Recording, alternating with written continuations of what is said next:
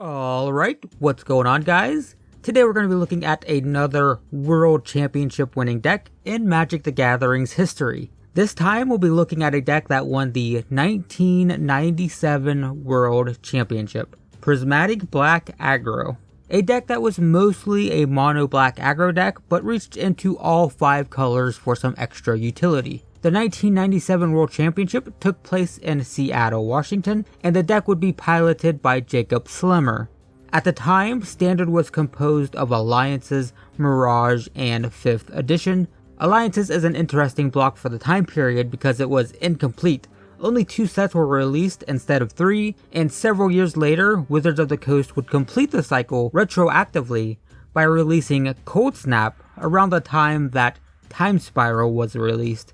So, some interesting trivia there. So, to start things off, the deck ran Black Knight and Falling Ascurry. Now, remember this is very early in Magic the Gathering's history, so the creatures were much weaker. As such, these 2 mana, 2 power creatures were actually incredibly aggressive. Black Knight has First Strike and Fallen Ascurry has Flanking, so both were very sturdy in combat, in addition to just being, 2 mana, 2 power, coming down very quick and putting out a lot of damage. So this allowed the deck to attack relentlessly, something that many decks at the time just weren't equipped to handle. I mean, it was a much slower game at the time, so these things were just very fast and very aggressive for the time period. The deck had an even more powerful 2-drop, however, in the form of Knight of Stromgald. This might not seem that impressive by today's standards, but man, this thing was a nightmare. Another 2-drop with 2 power. The card was good at putting pressure on the opponent in the early game, but it could also pump itself up, so it could easily close out the game and the late game as well. This was the type of card you had to have an answer for, because at the time, the amount of damage it was putting out was kind of scary actually.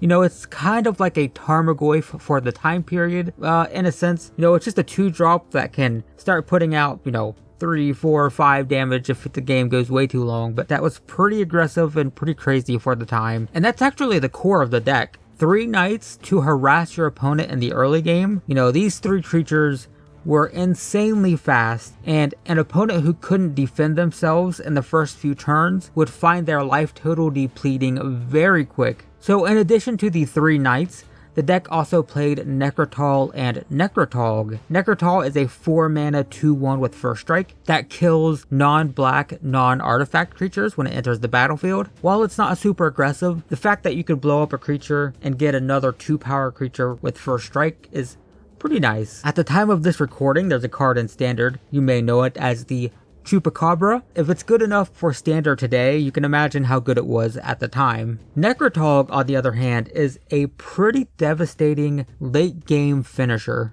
A 3 mana 1/2 isn't that exciting, but you can remove a creature card from your graveyard to give it +2/+2, so you can feed your graveyard to it and finish off your opponent with one massive swing. Next up, we'll be taking a look at some non-black creatures. The deck main boarded Uktabi Orangutan and Manowar. The Orangutan is just there to destroy artifacts, and it's a testament to how powerful artifacts were at the time that an aggro deck would splash green and play a 3 mana 2/2 just to deal with them. Yeah, artifacts were strong, and I guess they kind of always are, huh? Anyway, Manowar, on the other hand, bounces creatures when it enters the battlefield, which is nice because you can clear out blockers for the Knights, or possibly so you can win with a massive Nekrataug. Pretty handy. The last creature in the deck is Shadow Guildmage, a 1 mana 1/1 with 2 activated abilities. For 1 blue, you can bounce a creature you control to the top of your library. You could repeatedly bounce the Orangutan or the Manowar to continuously destroy artifacts or bounce creatures, so that's cool. You could also bounce things in response to a removal spell if you desperately wanted to keep them and redraw them next turn, so not bad. You could also pay 1 red to deal 1 damage to a creature or player, as well as 1 damage to yourself. It could take out a particularly troublesome creature, or it could just make the game go faster by draining both players' life totals. Remember, this is an aggro deck, so it's going to put out damage faster than the opponent, and Shadow Guildmage just, creates a faster clock with some inevitable damage. Moving on to the spells of the deck, it ran Incinerate and Contagion. Incinerate is comparable to Lightning Strike or Lightning Bolt, just a burn spell to kill a creature or fling it at your opponent's face. It also makes the creature incapable of regenerating, so that's an added bonus. And Contagion, well, it has a lot of text, but basically it puts 2 -2/-1 counters on up to 2 creatures, and it has an alternate casting cost of paying 1 life and exiling a black card from your hand if you need to cast it in an emergency. It's mostly just a way to generate value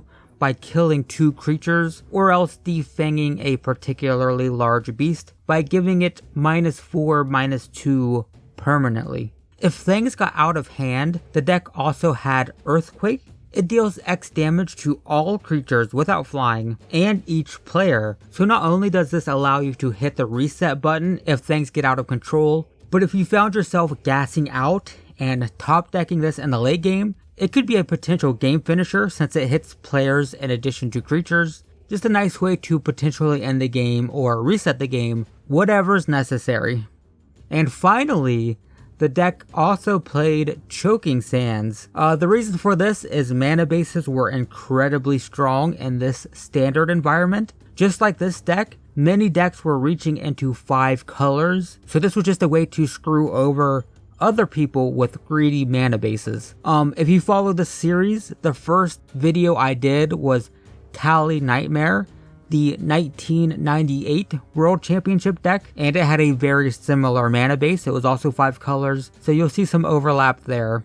And speaking of mana bases, that's the deck. So let's take a look at the lands. First off, the deck ran some Pain lands in the form of Sulphurous Springs and Underground River. The important thing being that they both produce black mana. Then the deck played City of Brass, Gemstone Mine, and Undiscovered Paradise. All of these have the ability to produce mana of any color, and that's why 5 color decks were so popular at the time. These same lands were indeed played in Kali Nightmare, the first video that I did in this series, and the 1998 World Champion. Beyond those, the deck just played some basic swamps because it was primarily a black deck that was just splashing for all 5 colors for, removal and whatnot. Next up, we'll take a super quick look at the sideboard. We won't go too in depth here because that requires an understanding of the entire metagame, but the deck played Dystopia and Honorable Passage as a way to hate against green, white, and red. Pyroblast and Hydroblast also hate against their respective enemy colors, and you're probably familiar with these if you play Pauper, as they are popular sideboard options in that format now. It played Disenchant, Exile, and Ebony Charm to remove artifacts, enchantments, creatures, and graveyards. Exile, by the way,